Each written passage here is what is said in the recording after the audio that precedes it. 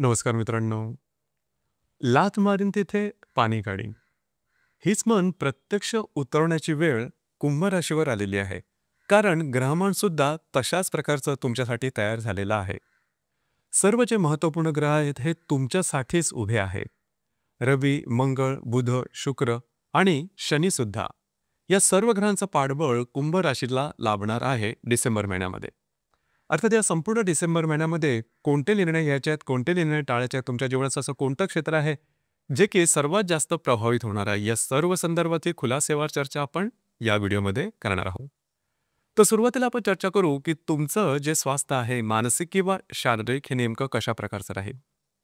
जसं की तुमच्या राशीमध्ये राहू भ्रमण करत आहे. राशीचा जो स्वामी आहे शनी, हा द्वितीयात भ्रमण करतोय, तो मार्गस्थ झालेला आहे. राशीच्या चतुर्थात असणारा जो गुरु आहे हा सुद्धा 5 तारीख नंतर म्हणजे 5 डिसेंबर नंतर पंचमात भ्रमण करणार आहे. आणि राशीचा जो अष्टमेश आहे बुध, हा तुमच्या भाग्य, दशम आणि लाभ स्थानामध्ये भ्रमण करणार आहे.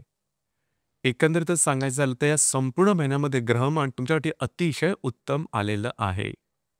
तुमचा मूड, कॉन्फिडन्स आणि एनर्जी जबरदस्त दिसणार आहे.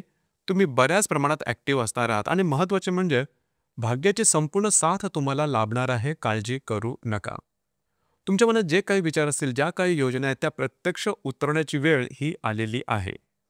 अर्थात तुमची जी रास आहे ही डिसिप्लिन आहे, म्हणजे शिस्तप्रिय आहे आणि लॉजिकल विचार करणारे सुद्धा आहे. बौद्धिक सुद्धा तुमच्या राशीचं हे अतिशय चांगलं असतं आणि त्याचा संगम आणि त्या संगमातून तुम्ही प्रत्यक्ष कृतीमध्ये तुमच्या योजना जरूर उतरवा. भविष्यकालीन योजनांमध्ये त्याचे नक्की तुम्हाला फायदे दिसून येतील. काळजी करू नका. तुमच्या मनात असलेले कुठलेही विचार तुम्ही प्रत्यक्ष उतरवण्याकरता डिसेंबर पासूनचा जो कालावधी आहे तो अतिशय उत्तम असणार आहे. गेल्या 2.5-3 वर्षापासून जे तुम्ही त्रास उपभोगलेले होते ते आता जवळजवळ संपण्याच्या मार्गावरती आहेत. त्यामुळे नवीन अर्थाने किंवा नवीन माने तुम्ही कामाला लागा. तुमच्या गोष्टी निश्चितच तुमच्याकरता या होणाऱ्या आहेत. यानंतर आपण चर्चा करू की तुमचं जे आर्थिक स्तर आहे हा नेमका कशा प्रकारचा राहील. 3 जे ग्रह आहेत ते सर्वात महत्त्वपूर्ण राहतात कुंभ राशीकरता. पहिला जो ग्रह आहे तो आहे बुध. हा बुध तुमचा पंचमेश आणि अष्टमेश आहे.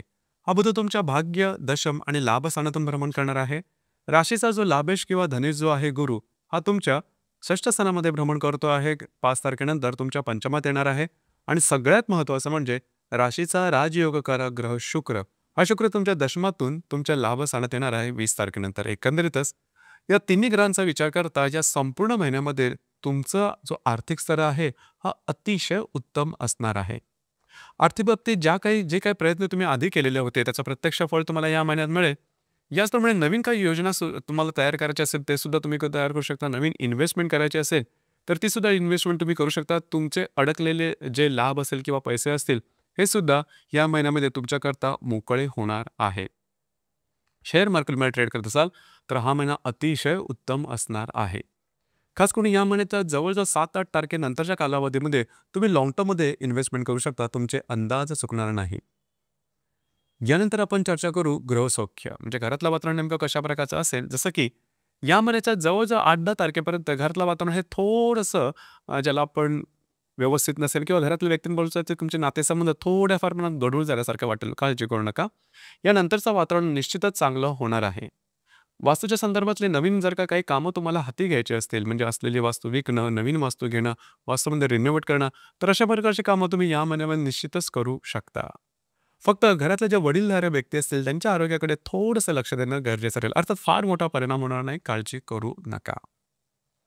लव्ह लाईफ किंवा रिलेशनशिप याबद्दल सांगायचं झालं तर साधारणतः गुरु हा तुमच्या पंचम स्थानामध्ये येणाऱ्या दिनांक 5 तारखेनंतर ही अतिशय महत्त्वपूर्ण गोष्ट आहे. जर तुम्ही कोणाच्या रिलेशनशिपमध्ये असाल तर तुमच्या दोघांमधील नातेसंबंध अतिशय घट्ट दिसून येते. थोडंफार ऋतुमय ज्याला आपण म्हणतो ते होईल. अर्थात त्यानेच खरी तर नातेसंबंधामध्ये चव येते.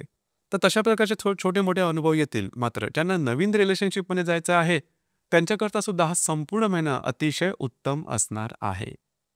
ज्या गर्भवती महिला आहेत त्यांच्याकरता सुद्धा हा कालावधी संपूर्ण चांगलाच असणार आहे. म्हणजेच तुम्हाला या दरम्यान कुठल्याही प्रकारचे मोठे स्ट्रेस, टेन्शन शारीरिक किंवा मानसिक येणार नाही. आणि खास करून जे विद्यार्थी वर्ग आहे त्यांच्याकरता हा संपूर्ण महिना हा अतिशय उत्तम असणार आहे. या महिन्यापासून जवळ-जवळ येणारे 6-7 महिने खरं तर तुमच्यासाठी खूपच चांगले असणार आहे. त्याच्यामुळे तशी काहीही काळजी करू नका. मात्र प्रयत्न करणं आणि त्या प्रयत्नांना तुमच्या अपेक्षेप्रमाणे यश देणं हे काम ग्रह त्यांच्या दृष्टीने निश्चितच करतील. यानंतर आपण चर्चा करू वैवाहिक जीवनाबद्दल. साधारणतः तुमच्या राशीचा जो सप्तमेश आहे रवी, हा रवी तुमच्या दशम आणि लाभ स्थानामध्ये भ्रमण करणार आहे. तो दशमातून तुमच्या लाभात जाणार आहे दिनांक 16 तारखेला. जर तुम्ही विवाहित असाल तर वैवाहिक जोडीदाराचे नातेसंबंध सुमधुर अशा प्रकारचे दिसून येतील. ज्या व्यक्तींना विवाह करायचा आहे, विवाहसुख जे तरुण-तरुणी असतील खास करून कुंभ राशीचा, त्यांच्याकरता या महिन्याच्या 7-8 तारखेनंतरचा कालावधी अतिशय उत्तम असणार आहे. म्हणजेच विवाह होणं, विवाह ठरणं, एंगेजमेंट होणं किंवा तुम्हाला अपेक्षेप्रमाणे स्थळे येणं, अशा प्रकारच्या अनुकूल घटना तुम्हाला या महिन्यामध्ये निश्चितच दिसून येणार आहे. एकंदरीतच सांगायचं झालं, गेल्या महिन्यापासून थोडंफार तुम्हाला कुणकुण लागलेलीच असेल, की गोष्टी तुमच्या अपेक्षेप्रमाणे होतात आणि या महिन्यामध्ये त्यात तुम्ही त्या संदर्भात पूर्णपणे खात्री तुम्हाला होईल, की तुम्ही ज्या अपेक्षा केलेल्या गोष्टी आहेत, त्या त्याप्रमाणे घडत आहे. समोरची माणसं तुमच्यासाठी व्यवस्थित वागत आहेत. नवनवीन संधी तुमच्याकरता येत आहेत आणि अर्थातच गेल्या 3-4 वर्षापासून ज्या काही गोष्टी तुमच्या विरोधात गेल्या होत्या, त्या हळू मार्गस्थ होत आहेत. त्याच्यामुळे संपूर्णपणे जोमाने, संपूर्ण ऊर्जेने कामाला लागा. यानंतर आपण चर्चा करू ग्रहयोग आणि त्याचे मिळणारे प्रभाव परिणाम नेमके कशा प्रकारचे असतील. जसं की दिनांक 6 तारखेला बुध आणि गुरुचा त्रिकोण योग होणार आहे. बुध जो की तुमच्या दशम स्थानामध्ये भ्रमण करणार आहे, त्याच्याबरोबर तुमच्या षष्ठात असणारा जो गुरु आहे, हा त्रिकोण योग करणार आहे. खास करून कागदोपत्री व्यवहार कार्यक्षेत्राच्या संदर्भात या दरम्यान तुम्ही करू शकता, ते पूर्ण सुद्धा होताना दिसतील. याचप्रमाणे जे काही तुमचं करिअर असेल, त्या ठिकाणच्या ज्या व्यक्ती असेल त्यांच्याबरोबरचे सुद्धा तुमचे नातेसंबंध अतिशय सुरळीत राहतील. दिनांक 7 तारखेला बुध आणि शनीचा त्रिकोणीय होणार आहे. शनी जो की तुमच्या द्वितीय स्थानामध्ये भ्रमण करतोय, त्याच्याबरोबर तुमच्या दशम स्थानात भ्रमण करणारा जो बुध आहे, हा त्रिकोणीय करणारा अतिशय उत्तम अशा प्रकारचा हा योग आहे. नवीन इन्व्हेस्टमेंट होऊ शकेल, नवीन तुम्हाला लाभ मिळू शकतील, अडकलेली कामं तुमची या दरम्यान मार्गी लागू शकतील. आर्थिक संदर्भातली बरीचशी कामं तुमची या दरम्यान मार्गी लागलेली दिसून येतील. दिनांक 8 तारखेचा जो योग आहे, हा या संपूर्ण महिन्यातला सर्वात अशुभ फलदायी असा योग असणार आहे. तुमच्या लाभस्थानात भ्रमण करणारा जो मंगळ आहे, हा द्वितीयातल्या शनीबरोबर दृष्टी अधिष्ठित केंद्रित करणार आहे. आर्थिक संदर्भात थोडी काळजी घ्या. चुकीचे इन्व्हेस्टमेंट होणं, वायफळ खर्च होणं, जे तुमचे भावंड आहेत, तुमच्यापेक्षा वयाने लहान असणारी जी भावंड आहेत, त्यांच्याबरोबर छोट्या-मोठ्या कारणामुळे वादविवादाचे प्रसंग निर्माण होणं, अशा प्रकारच्या काही गोष्टी येतील, तर त्या संदर्भात स्वतःच्या मानसिकतेवरती किंवा मनावरती ताबा ठेवणं, कंट्रोल करणं थोडं गरजेचं आहे. दिनांक 10 तारखेला बुध आणि हर्षाचा प्रतियोग सुद्धा होणार आहे. बुध जो की तुमच्या दशमात भ्रमण करेल, त्याच्यावर तुमचा चतुर्थातला जो हर्षल आहे, हा प्रतियोग करेल. जे तुमचं कार्यक्षेत्र आहे, त्या ठिकाणी तुमचा जो हुद्दा आहे, त्याच्यापेक्षा कमी हुद्द्यावर काम करणाऱ्या माणसांपासून थोडंसं सावध राहणं गरजेचं राहील. ऑफिस पॉलिटिक्स सारखे काही गोष्टी समोर येऊ शकतील, त्या संदर्भात सजग राहणं गरजेचं राहील. दिनांक 11 तारखेला बुध आणि नेपच्यूनचा त्रिकोण योग होणार आहे. जे तुमचं कार्यक्षेत्र आहे, त्या संदर्भातल्या काही चांगल्या इंट्युशन किंवा चांगल्या अंतःप्रेरणा येऊ शकतील किंवा नवनवीन काही संधी तुमच्या समोर येऊ शकतील किंवा तुम्हाला मुळात त्या सुचू शकतील. याचप्रमाणे दिनांक 21 तारखेला शनी आणि शुक्राचा केंद्रयोग होणार आहे. शुक्र जो की तुमच्या लाभस्थानामध्ये भ्रमण करेल, त्याच्याबरोबर द्वितीयातला जो शनी आहे, हा केंद्रयोग करणार आहे. आर्थिक चणचण या दरम्यान जाणवू शकेल. काळजी घ्या. याचप्रमाणे दिनांक 24 तारखेला नेपच्यून आणि शुक्राचा सुद्धा केंद्रयोग होणार आहे. घरातील ज्या मोठ्या व्यक्ती असतील, वडीलधाऱ्या व्यक्ती असतील, त्यांच्या आरोग्याच्या संदर्भामध्ये थोडेफार त्रास या दरम्यान दिसू शकतील, तर त्या संदर्भात काळजी घेणं गरजेचं राहील.